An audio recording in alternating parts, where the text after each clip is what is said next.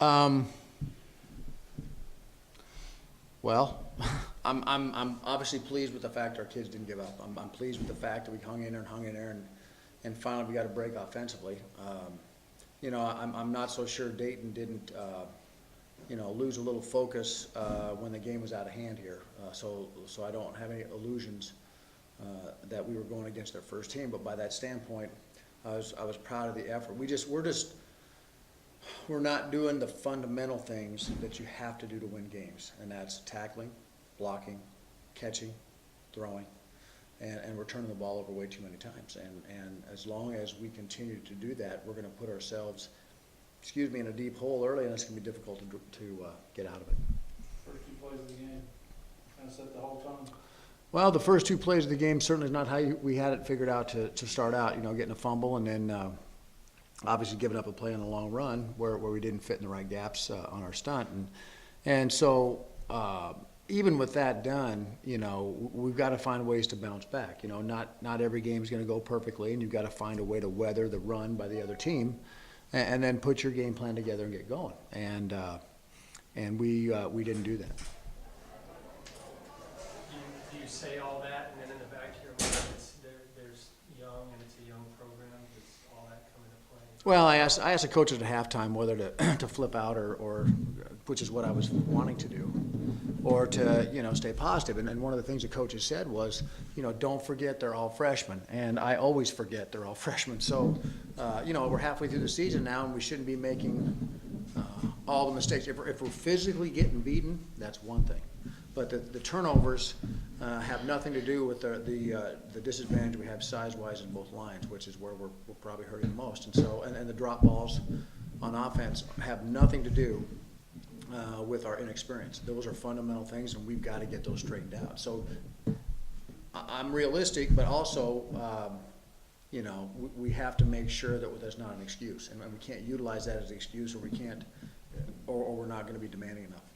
You made quarterback change, and it just happened to be at the beginning of the second, fourth quarter. Was that by design, or was that? It wasn't by design. It was a total feel, and the two guys know. You know, I just thought we needed something to spark us, and I just didn't think Ryan was seeing everything. And what happens is, you know, when John's on the sidelines, he's pointing things out, and when he went right in there, you know, he had that long pass to Chris that Chris wasn't able to hang on to. But they both benefit from the standpoint of being on the sidelines and seeing what's going on. And when they go back in there, as you notice, both of them got in there and got a quick drive. And so we may have to switch series, go by series. I don't know. We'll find it out. But you know, both guys are making enough mistakes that one hasn't elevated above the other. Both are playing equally well to warrant playing. And as you know, in our offense, we run the quarterback, and it's nice to have someone who there's no drop-off in mechanics or functioning if either one's in the game. Roger, your defense has played very well at times this year. In, you know, PFL games or regular games. Today, it was, didn't recognize your defense early on. I didn't either. And the funny thing, Sean, we were back, you know, I work on the offensive side primarily during the game, so when I came back from making adjustments and going over the receivers with how the routes adjustments were, as soon as I came back, they were scoring every time. And so I'll be honest, I did not see the first 4 series on defense at all. Clearly, it's not the type of defense we want to play, and we weren't able to stop the run today. I don't know what that is. I'll have to look at the film tomorrow, but it was a little disheartening, frankly, to stand up and, you know, it was time for kickoff return again.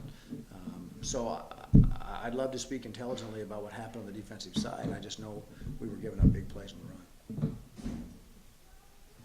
And how do you look at the fourth quarter when you do come back and you score some, but you're playing against their, you know, their guys that may not be. Well, you know, I have no illusions of the fact that there wasn't a let-off in their probably their concentration, or that they put their subs in.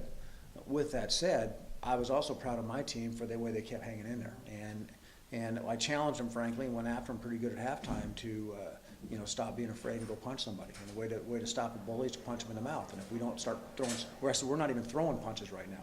We're not even getting in the ring with them. to our kids' credit, you know, they came out. And going back to your early question about being freshmen, you know, we've got to learn to play. And I told them after the game, 4 full quarters. We've done that one time, and that's with a 22-hour break in the middle. And we've got to find a way. We've got to find a way to play all 4 quarters. And it's just, you know, last week we played 2 quarters well, and the last 2 we didn't. This week we played our first 2 really poorly, and the last 2 we played better. And so we've got to put a 4-quarter game together. They really hurt you a little bit on the punt returns. You know, there's a lot of solid punt returns, kick returns. That was surprising. Frankly, I've been pretty proud of how our special teams have played. And obviously, they've done a good job of coaching and took advantage of some of the things maybe we were doing. But, you know, I thought there were some breakdowns. I thought there were some missed tackles. You know, our punt team, I thought on the one that they broke wasn't covering in their lanes as well as they have in the past. And so, again, we pride ourselves on special teams and need to create short fields through them. And so we've got to improve. This was the first time that I felt we lost the kicking game. When the other team jumps out to such a big lead like that so quickly, I mean, it's got to be demoralizing. Even from a coaching standpoint, do you feel kind of like you've been punched almost? Well, yeah. I mean, you know, from a coaching standpoint, we put in 12 to 14 hours every day, 5 days a week, and really felt, you know, based on film that our matchups were better.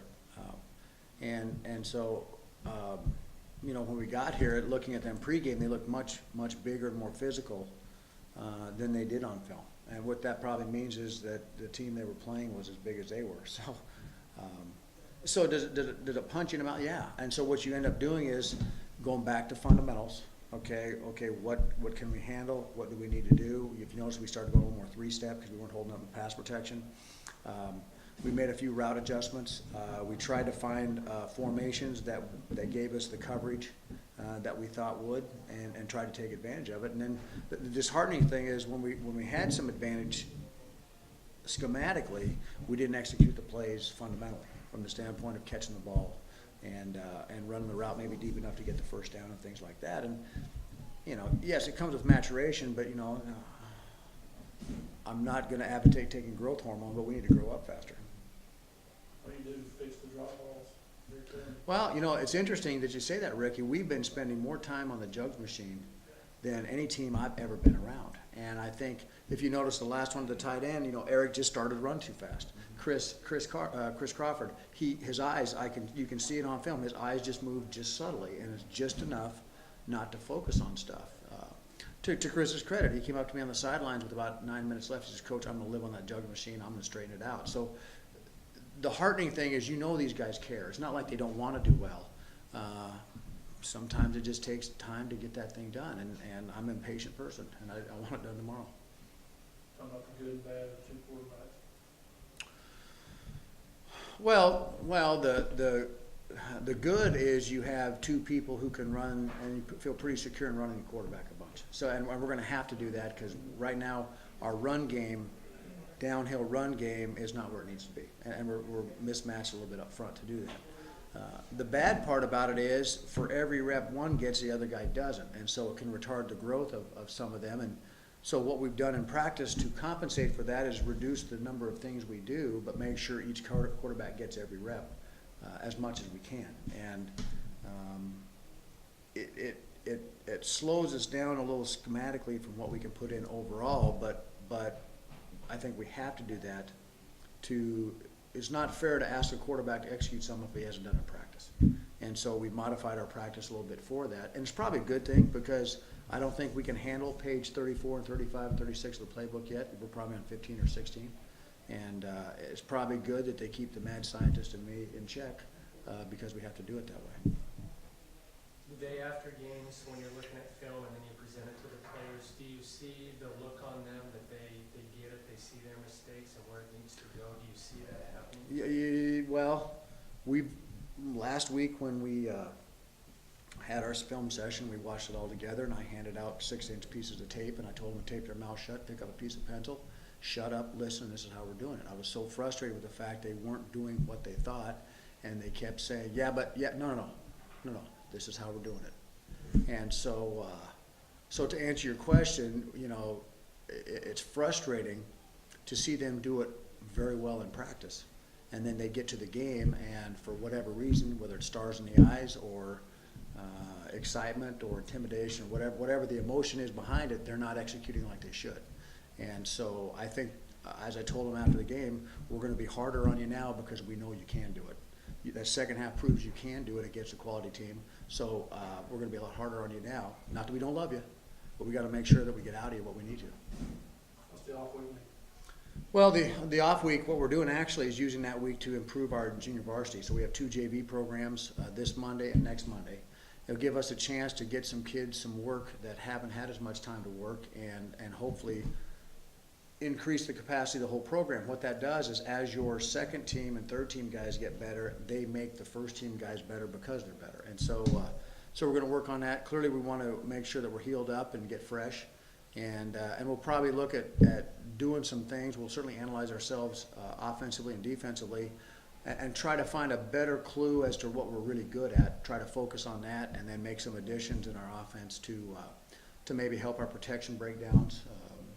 Moving the quarterback maybe a little bit more, or things like that to give us a chance on those 3rd and 4s and 3rd and 7s.